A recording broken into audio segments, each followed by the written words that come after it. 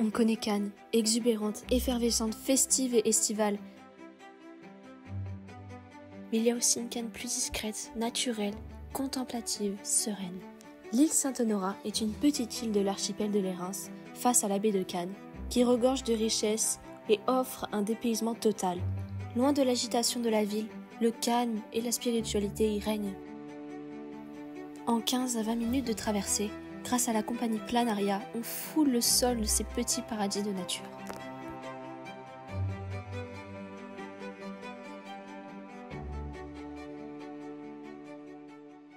Salut tout le monde, je me présente, je m'appelle Jeanne, je suis actuellement en seconde année de BTS Tourisme à l'Institut Sainte-Marie-de-Chavagne à Cannes. Donc, grâce à l'association Defimed, on nous propose de passer 2 jours et 1 nuit au monastère sur l'île Saint-Honorat. Voilà, cette démarche est dans le but de proposer à des jeunes ou à d'autres personnes de tenter une expérience totalement hors du commun. Parce que perso, pour ma part, aller faire une nuit dans un monastère, je connais pas. Mais je suis prête, vraiment, l'aventure, l'expérience, ça me tente beaucoup. Voilà, après, nous, il faut savoir qu'on n'est pas du tout dans une démarche de promouvoir le tourisme sur cette île.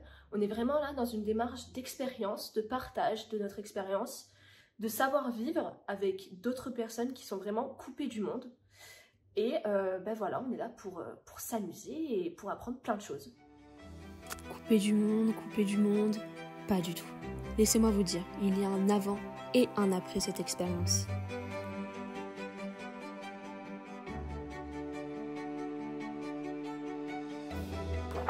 Et voilà, on est arrivé maintenant, bah plus qu'à profiter. C'est parti pour l'expérience. Trop bien, on est trop.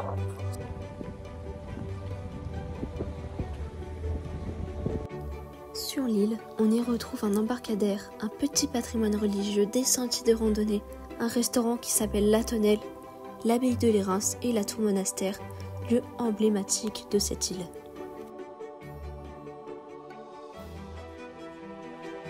Suite à une détérioration trop massive des sols et des fonds marins, la ville de Cannes et les acteurs de l'ONF ont décidé d'imposer le classement en zone Natura 2000 par un arrêté interministériel le 26 juin 2014.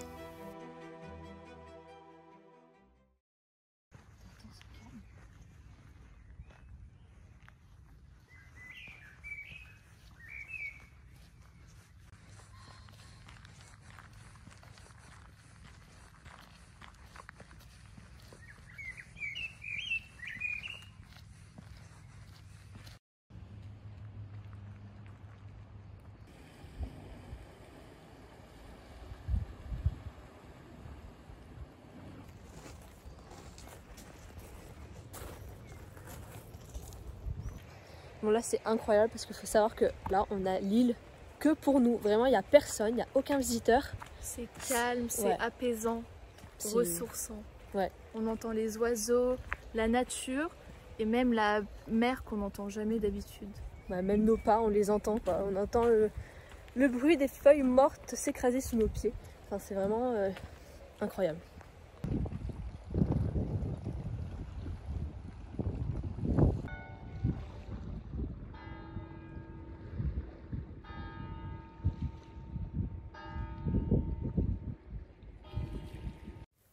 Avec ma camarade Johanna et moi-même, nous avons été accueillis par Frère Marie au sein de l'hôtellerie monastique avec beaucoup de bienveillance et de gentillesse. Puis, nous avons fait la visite des lieux et de nos chambres avec une dame très sympa qui nous a expliqué le fonctionnement des lieux. Nous avons expérimenté des temps de silence, tout comme les retraitants, les personnes qui effectuent une retraite au sein de ce monastère, abritant aujourd'hui une communauté cistercienne.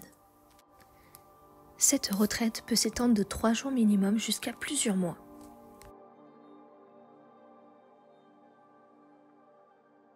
Première journée terminée, je vous avoue, je suis lessivée, je suis crevée, j'ai plus de chance. Pas beaucoup pu filmer car c'était vraiment notre première journée, on avait envie de couper un peu notre téléphone car c'est aussi un peu notre but pour cette vidéo. Aujourd'hui, on a fait 2 messes, donc pour ma part c'est totalement, c'est une première en fait, c'est une première.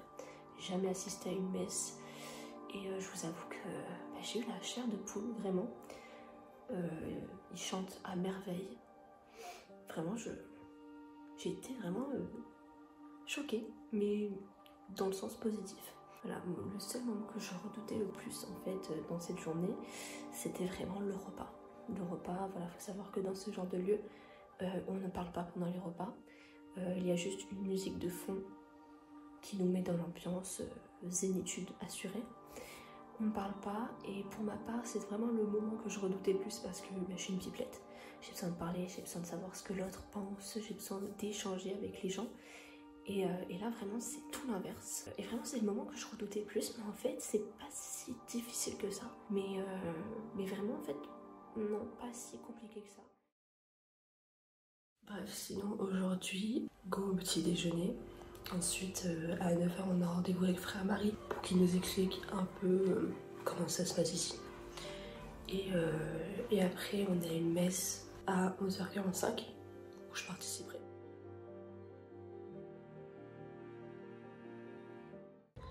Voilà, donc comme vous pouvez voir derrière moi, accès réservé que aux moines. Donc j'espère qu'on aura accès. Parce que perso, j'ai envie de découvrir quoi, ça a l'air magnifique.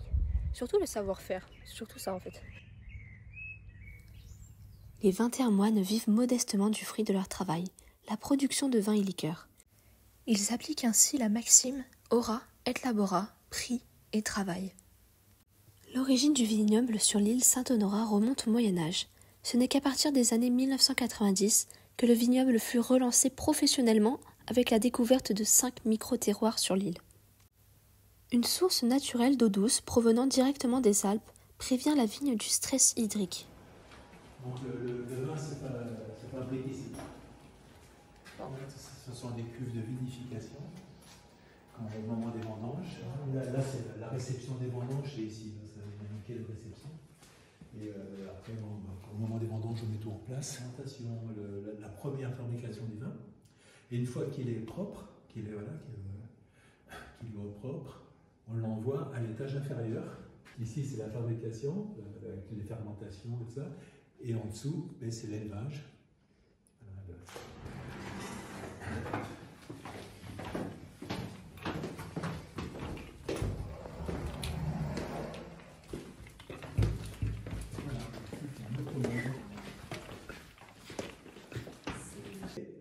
Le blason de l'abbaye. Le palme et la crosse. Et ce vin date de quand? Alors, là, nous avons, ça, c'est la récolte 2023. D'accord. L'année passée. Ok. Et ça reste 1 an. Enfin, certaines variétés, certains millésimes, on le laisse 2 ans.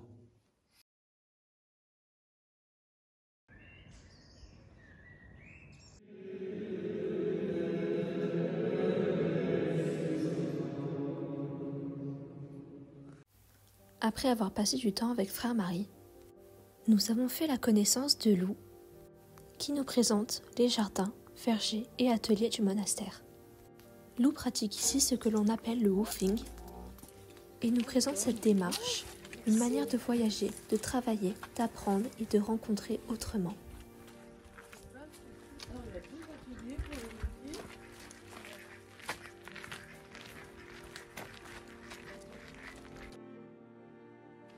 Si vous savez, ils font du vin. Oui. Voilà. Alors,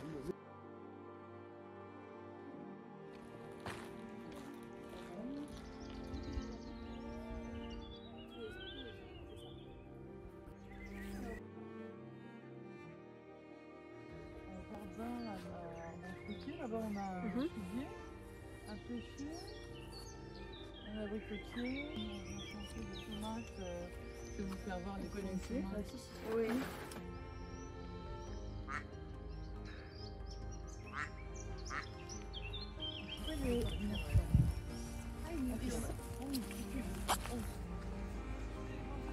Ici on a tous les outils, les fourches, les râteaux, les cuves en bio. D'accord. Qui viennent ici. Alors le woofing, c'est un acronyme qui veut dire World Wide Opportunities in Organic Farm. Le woofing, c'est une association qui a été créée dans les années 70 en Grande-Bretagne.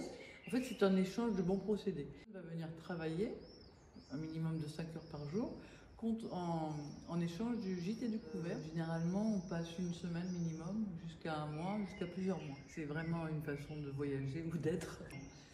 Et en fait, c'est un modèle d'apprentissage dans une façon de travailler organique, c'est-à-dire qu'on va travailler sur sol vivant le plus souvent, mais ils viennent pour apprendre la méthode. Le woofing, c'est aussi un état d'esprit du respect de la nature et de l'humain. Dans quelque chose de l'ordre de l'altérité, hein, on va se confronter à la différence. Ici, on est dans une communauté avec le respect du mode de vie des moines, hein, qui sont... C'est pour ça qu'ici, vous voyez, il y a marqué silence. On va respecter ce silence. C'est vraiment le leitmotiv. On imagine le silence comme un vide. Rien n'est moins vrai. Comme je l'ai dit tout à l'heure, il y a un avant et un après Saint-Honorat. Il me semble que quelque chose a changé. Même si 2 jours peuvent paraître très courts, c'est comme si le temps s'était allongé.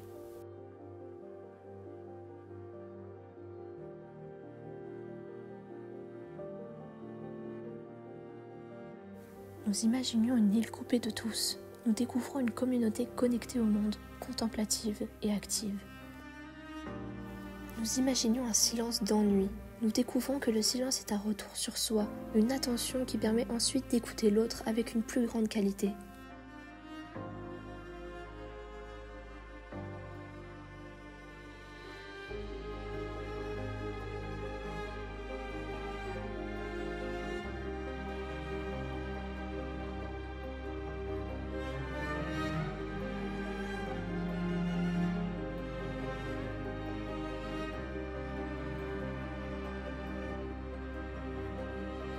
Nous découvrons aussi que le souci de la nature, c'est aussi l'écoute de notre nature. Et cette respiration, cela fait du bien.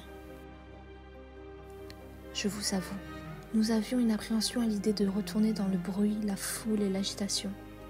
Oui, il y a un avant et un après. Mais le silence de l'attention s'est éveillé dans le vacarme des mots.